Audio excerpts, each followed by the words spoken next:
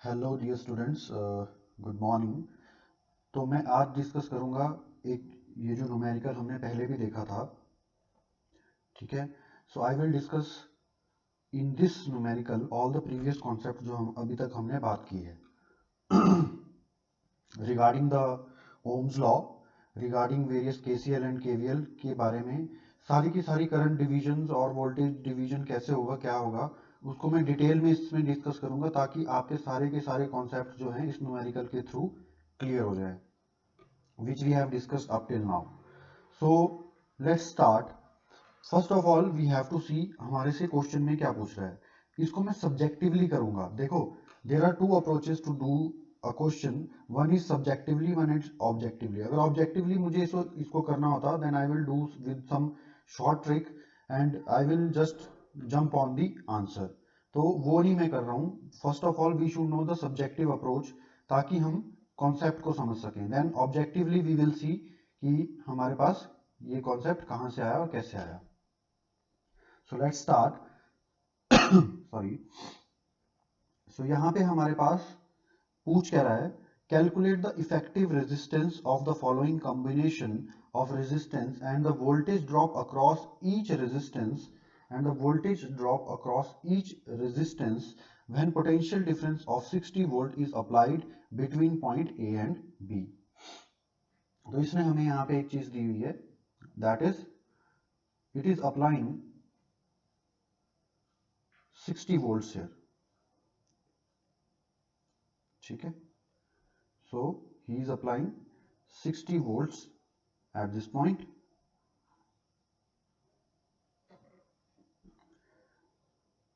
Now what will happen when we apply 60 volts here? तो इसको हम डिफरेंट पर्सपेक्टिव से देखेंगे। A current will flow here। This will be the overall current which will flow through this circuit। ठीक है। And we have to calculate the effective resistance, that is RAB। Total मतलब कि ये जो हमारा current है इसको कितना अपोजिशन मिलेगा total, that is the effective resistance। how much opposition it will face, that is the thing। तो let us calculate first of all effective resistance। Effective resistance हम सबसे पहले निकालते हैं। तो कैसे निकालेंगे, we have to solve all these resistances. तो कैसे सॉल्व करने की अप्रोच है, we will start from the innermost. Innermost क्या है हमारे पास, we are having two resistances in parallel. तो सबसे पहले I am taking this resistance that is 3 ohm and 6 ohm in parallel। तो पैरेलल में मैंने आपको बताया, if we want to calculate it in parallel तो कैसे करेंगे हम। फॉर एग्जांपल अगर मैं इसको बोल देता हूं R इक्विवेलेंट 1, तो क्या आएगा यहां पे, R इक्विवेलेंट 1 आएगा मेरे पास 3 parallel 6 means 3 into 6 upon 3 plus 6। ठीक है, ये कहां से आया, ये वहीं से आया। 1 upon R equivalent 1 is equal to 1 upon R1 plus 1 upon R2, where R1 and R2 is 3 and 6। ये पैरेलल का फॉर्मूला है। when you solve this you get R1 R2। ठीक है, R equivalent 1 आपको क्या मिलता है, R1 R2 upon R1 plus R2। ठीक है, ये मैं आपके साथ डिस्कस कर चुका हूं पहले भी। You can see the previous modules, उसमें आपको क्लियरली दिख जाएगा कि कैसे ये हमने निकाला था। सिंपली पैरेलल का ये पैरेलल में ये आता है हमारे पास। इसके मैंने इक्वेशन भी बताई आपको पूरी, कैसे डिराइव करना है उसको हमने। तो यहां से हमारे पास क्या आ जाएगा, that is 18 upon 9 means the R equivalent 1 हमारे पास क्या आ गया, हमारे पास R इक्विवेलेंट 1 आ गया 2 ohms हमारे पास। सो R इक्विवेलेंट 1 इज 2 ohm। ठीक है, अब फाइनली जब हमने R इक्विवेलेंट 1 निकाल लिया, उसके बाद ये सर्किट कैसा दिखेगा, देखो यहां पे R इक्विवेलेंट 1 आ गया, दैट इज 2 ओम्स, ये 18 ओम ऐसे ही था यहाँ पे, एंड इन दोनों के पैरेलल में 5 ओम था, और यहाँ पे कितना है, 8 ओम है। तो अभी हमारा नेक्स्ट स्टेप क्या होगा, next step will be these two are in series, so are equivalent to क्या आएगा हमारे पास, आर इक्वलेंट टू हमारे पास आएगा, that is this resistance 2 plus 18, ठीक है, 20 ओम। मैं बिल्कुल बेसिक से चल रहा हूं ताकि आपको इजीली समझ आए, जहां आपको समझ नहीं आए you can pause, you can reverse, you can easily see this, that's why I am recording this, otherwise I have discussed this in the Google Meet, in the previous Google Meet, is it clear? So R equivalent 2 क्या आ गया हमारे पास, 20 ओम आ गया, ठीक है। तो इसके बाद ये सर्किट कैसा दिखेगा, इसके बाद ये सर्किट कुछ ऐसा दिखेगा, that is 20 ohm is parallel to 5 ohm and it is finally in series with 8 ohm. This is the next step. अब next step में क्या है, these two are in parallel means 20 parallel 5 क्या आएगा, 20 into 5 R1 R2 upon R1 plus R2, that is 20 plus 5. What is this? It will be 100 upon 25, that is 4 ohms. तो ये हमारे पास क्या आ गया, 4 ohms आ गया, it is 4 ohms.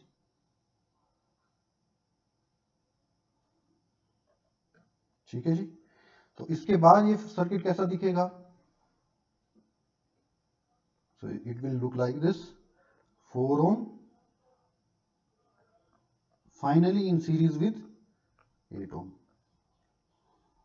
So you can see this, finally we got 4 ohm in series with 8 ohm means 12 ohm.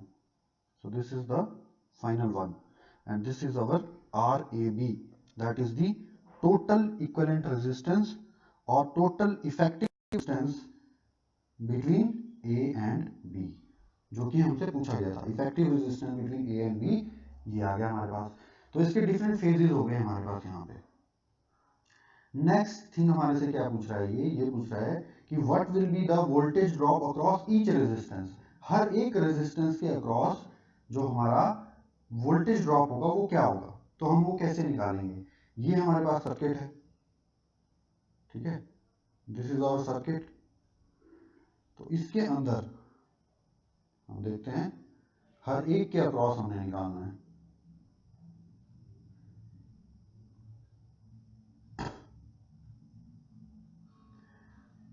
Total जो हमारे पास resistance है वो हम निकाल चुके हैं, और टोटल वोल्टेज हमें पता है यहाँ पे कितनी ली है, 60 वोल्ट्स दिया हुआ है हमारे पास, ठीक है। एंड टोटल करंट हम यहाँ से निकाल सकते हैं। टोटल करंट क्या है, इसका इक्विवेलेंट रेजिस्टेंस क्या, इक्विवेलेंट सर्किट क्या बन गया है वैसे, अगर आप देखो, that is total resistance RAB in directly in series with 60 volts. तो यहां से हम निकाल सकते हैं कि what will be the total current here.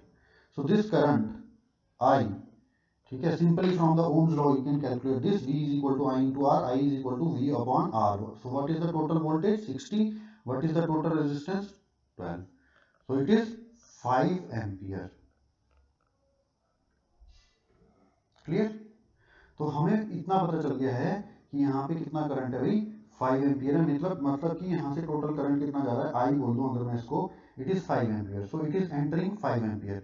तो एक बात हमेशा याद रखें, जैसे मैंने आपको वाटर करंट एनालॉजी में बताया था कि यहाँ से जितना भी एंटर करे ये डिवाइड हो जाएगा आपका पानी, ठीक है, जैसे टैंक्स के वाटर में पानी, वाटर जो है वो पानी जो है वो डिवाइड हो जाता है, उसी तरह से करंट भी डिवाइड हो जाएगा, ठीक है, अलग अलग ब्रांचेस में डिवाइड हो जाएगा, पर finally when it will come here, जब इस डी पॉइंट से बाहर आएगा ये, you will again get 5 ampere because the volume of the charges that will not change, ठीक है, जितना चार्जेस थे उतने ही चार्जेस रहेंगे, मतलब कि जितना एंट्री हुआ है उतना ही आउट निकलेगा। ठीक है, प्रेशर डिफरेंट हो सकता है, दैट इज वोल्टेज डिफरेंट हो सकती है, but the current will remain the same. जितना एंटर हुआ था उतना ही करंट निकलेगा, ये बात हम ध्यान में रख सकते हैं। अगर ये बात हम ध्यान में रखें तो यहां से हम इस वाले रेजिस्टेंस के अक्रॉस डायरेक्टली निकाल सकते हैं कि कितना वोल्टेज ड्रॉप हुआ। अगर आपको ये समझ आ गया कि यहाँ पे 5 एम्पियर है, तो आप यहाँ पे डायरेक्टली निकाल सकते हैं कि यहाँ पे कितना कितना यहाँ पे हमारा वोल्टेज ड्रॉप है। तो वो कैसे निकालेंगे आप? वोल्टेज ड्रॉप मीन्स आपने V निकालना है, that is I into R. इस मतलब इस रेजिस्टेंस के अक्रॉस कितना करंट है, 5 एम्पियर, एंड इसकी रेजिस्टेंस कितनी है, 8, means it will be 40 volts. ठीक है, तो अगर ये 40 वोल्ट्स है तो बचा हुआ कितना होगा, दैट इज 20 वोल्ट्स। तो सारे के सारे के अक्रॉस क्या होगा, ये 20 वोल्ट्स होगा। ठीक है, you can see this again.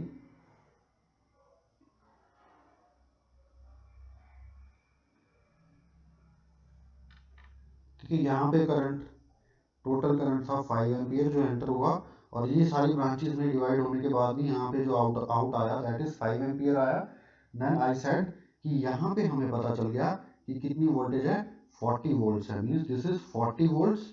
अगर ये 40 वोल्ट्स है तो ये कितना होगा भाई, 20 वोल्ट्स होगा, सिंपली। ठीक है, because overall voltage is 60 volts, so 20 plus 40 will become 60, that is volts. एक तो ये तरीका है। फिर आपको पता चल गया कि इसके अक्रॉस कितना वोल्टेज ड्रॉप है भाई, 20 वोल्ट्स का ड्रॉप है। तो आपने दो रेजिस्टेंस इसके अक्रॉस निकाल लिया, दैट इज 8 और 5। इसी तरीके से अगर हम आगे चलें तो देखो अभी हमारा यहाँ पे पता चल चुका है हमें कि कितना है। देखो अगर ये देखो आप, ये वाला सर्किट, इसका इक्विवेलेंस कितना आया था टोटल इसका, दैट इज 20 ओम्स आया था। अगर आप देखो यहाँ पे 20 ओम्स, तो यहाँ आपको पता चल चुका है कि इट इज 20 वोल्ट्स। ठीक है, इट इज 20 वोल्ट्स। तो इस पूरे के पूरे 20 ओम्स के अक्रॉस भी कितना होगा, 20 वोल्ट्स ही होगा, because voltage in parallel remains the same. Parallel में वोल्टेज क्या रहेगी, सेम ही रहेगी। पैरेलल में वोल्टेज क्या रहेगी, सेम ही रहेगी। तो पैरेलल में अगर वोल्टेज सेम रहेगी तो देखो यहाँ पे इसके अक्रॉस कितना है, 20 वोल्ट्स। तो इन दोनों का क्या आया था, इन दोनों का पैरेलल कॉम्बिनेशन क्या आया था, देखो यहां से देख सकते हैं आप, इन दोनों का पैरेलल कॉम्बिनेशन हमारे पास आया था 2 ohms. You can see that 2 ohms आया था ना, आर इक्वलेंट 1। तो देखो ये 2 ओम्स था, मतलब ये ऐसे था सर्किट, 2 ओम और 18 ओम, और इस टोटल के अक्रॉस कितनी वोल्टेज आ रही है हमारी, 20 वोल्ट्स आ रही है। तो मतलब इस वाले 2 वोल्ट्स के अक्रॉस कितनी, 2 ओम्स के अक्रॉस कितनी होगी और 18 ओम्स के अक्रॉस कितनी होगी। यहाँ पे आप लगा सकते हैं डायरेक्टली वोल्टेज डिवाइडर रूल। मतलब कि लेट अस सपोज इसको V1 मानता हूँ, इसको V2 मानता हूँ, तो V1 is equal to overall voltage कैसे डिवाइड होगी, इनटू R1, अगर इसको R1 बोल दूँ, इसको R2 बोल दूँ, R1 upon R1 plus R2, that is voltage उसी प्रोपोर्शन में डिवाइड होती है जिस प्रोपोर्शन में आपका रेजिस्टेंस होता है। सो V1 जो होगा that is directly proportional to R1 and upon total resistance, this is voltage divider rule. तो यहां से आप निकाल सकते हैं V1 is equal to 20 into that is R1 that is 2 upon 2 plus 18 that is 20। So V1 कितना आ गया आपका, V1 कितना आ गया आपका, 2 वोल्ट्स। क्लियर। तो अगर यहाँ पे 2 वोल्ट्स है तो सिंपली आप देख सकते हैं कि V2 कितना होगा, V2 होगा 18 वोल्ट्स। तो ये उसी प्रोपोर्शन में डिवाइड हो गया जिस प्रोपोर्शन में रेजिस्टेंस डिवाइडेड था। This is voltage divider rule, this is voltage divider rule. ठीक है, तो हमने निकाल दिया R1 इसके 2 ओम के क्रॉस, 18 के क्रॉस, ठीक है। अब 2 ओम के क्रॉस अगर हमारा आ गया और इसका इक्वलेंट था 2 ओम था ना, इसी का इक्वलेंट था ये, तो यहाँ पे अगर 2 ओम आ गया हमारे पास V1 वोल्ट्स के अक्रॉस, V1 आ गया 2 वोल्ट्स, तो ये टोटल के टोटल वोल्टेज क्या होगी 2 वोल्ट्स होगी। मतलब 3 ओम के अक्रॉस भी 2 वोल्ट्स होगा, 6 ओम के अक्रॉस भी 2 वोल्ट्स होगा। यहाँ पे कितना होगा 18 वोल्ट्स, और इस पूरे के अक्रॉस कितना हुआ 20 वोल्ट्स, और इधर कितना हुआ 40 वोल्ट्स। तो हम सारे के सारे रेजिस्टेंसेस के अक्रॉस क्या निकाल चुके हैं, वोल्टेज ड्रॉप निकाल चुके हैं। तो आप देखो तो ये कितना है, सारा का सारा वोल्टेज ड्रॉप कितना होना चाहिए, ओवरऑल सम के बराबर, दैट इज 60 वोल्ट्स। तो जितना वोल्टेज भाई सप्लाई कर रहा है वोल्टेज सोर्स, उतना ही रेजिस्टेंस क्या करेंगे, कंज्यूम करेंगे। That is law of energy conservation, जो कि हमने केवीएल में भी बात की थी। तो 60 वोल्ट्स ही सप्लाई कर रहा था ये, और 16 ही आपका क्या हुआ, यूज हुआ, that is 2 volts, 18 volts and finally 40 volts. और यही आपको यहाँ पे बताया गया। Is it clear? अब यहीं पे देखो एक चीज़ और बता देता हूँ मैं आपको, करंट डिवाइडर रूल कैसे लगाते हैं। करंट डिवाइडर रूल के बारे में मैं पहले पिछले मॉड्यूल्स में भी बात कर चुका हूँ। लेट अस सपोज यहाँ पे बात की हमने, यहाँ पे आया 5 एम्पियर। अब कुछ करंट जाएगा इस तरफ, कुछ करंट जाएगा इस तरफ। अब यहाँ पे 2 ब्रांचेस बन गई हमारी, ठीक है। तो 2 ब्रांचेस क्या बनी, देखो यहाँ पे तो इसका ओवरऑल आया था 20 ओम्स, इसका ओवरऑल क्या आया था 20 ओम्स, और यहाँ पे कितना है 5 ओम, और टोटल करंट कितना आ रहा है 5 एम्पियर। तो इसको सॉल्व कैसे किया जाएगा, लेट अस सपोज ये I1 है और ये I2 है, और टोटल करंट को मैं मान लेता हूँ I। मैं करंट डिवाइडर रूल के बारे में बता रहा हूँ आपको, ध्यान से सुनना। तो करंट कैसे डिवाइड होगा, लेट अस सपोज मैंने I1 निकालना है, तो I1 निकालने का क्या तरीका होगा, total current into opposite resistance, मान लो मैं इसको R1 मानता हूँ, इसको R2 मानता हूँ, इनटू अपोजिट रेजिस्टेंस। यहाँ पे ध्यान रखना अपोजिट होता है, करंट के केस में क्या होता है अपोजिट, बिकॉज जितना ज़्यादा अपोजिशन होगा उतना ही कम करंट होगा, तो अपोजिट होता है ये। तो इट इज़ I1 अगर निकालना है तो R2 लेना है और नीचे लेना है टोटल रेजिस्टेंस, और अगर I2 निकालना है तो टोटल करंट, देखिए सुनो भी ध्यान से, that is total current into opposite resistance upon total resistance. This is the thing, ठीक है। ये 2 चीजें हो गई यहाँ पे। Is it clear? तो अब यहां से आप निकाल सकते हैं, लेट अस सपोज हम I2 निकालते हैं, लेट अस सपोज हम I2 निकालते हैं, तो I2 क्या आएगा, just fill the values. Total current is 5 ampere into opposite resistance is 20 and total resistance is 20 plus 5, that is 25. So it is equal to 4. So I2 is equal to 4 ampere, मतलब कि यहाँ पे कितना current आएगा 4 ampere आएगा। और अगर आप I1 निकालोगे तो कितना आएगा, आप सॉल्व इससे निकालोगे तो कितना आएगा 1 एम्पियर आएगा, because 5 ampere will divide into 4 ampere, तो यहाँ बचा हुआ करंट जाएगा 1 एम्पियर। तो इससे भी आप निकाल सकते हैं। देखो अब अगर यहाँ पे आप वोल्टेज ड्रॉप निकालोगे तो कितना आएगा, that is V is equal to I into R, voltage drop निकालेंगे V is equal to I into R, again it will come in 5 into 4, that is 20 volts ही आएगा, जो कि ऊपर भी हमारा कितना आया था 20 वोल्ट्स ही आया था, ठीक है। तो करंट डिवाइडर रूल से भी हमने इसको निकाल लिया। Is it clear? So this is the way to do the things. तो इसमें हम करंट डिवाइडर रूल लगा के भी निकाल सकते हैं, दिस इज सेपरेट थिंग, ये मैंने अलग बताया आपको करंट डिवाइडर रूल के लिए। अदरवाइज यहाँ पे हमारा सब कुछ आ चुका है, यहाँ पे हमने सारी की सारी वैल्यूज निकाल दी हैं। देखो अगर आप देखो यहाँ पे हमने सारी की सारी वैल्यूज निकाल दी हैं, मतलब सारे के सारे रेजिस्टेंसेस के अक्रॉस हमें पता चल गया यहाँ पे, इसके अक्रॉस 2 वोल्ट है, इसके अक्रॉस 2 वोल्ट है, इसके अक्रॉस 20 वोल्ट है, इसके अक्रॉस 18 वोल्ट है, इसके अक्रॉस 40 वोल्ट है, ठीक है। तो इसको आप बहुत ध्यान से देखो, बार बार देखो, then you will get the thing.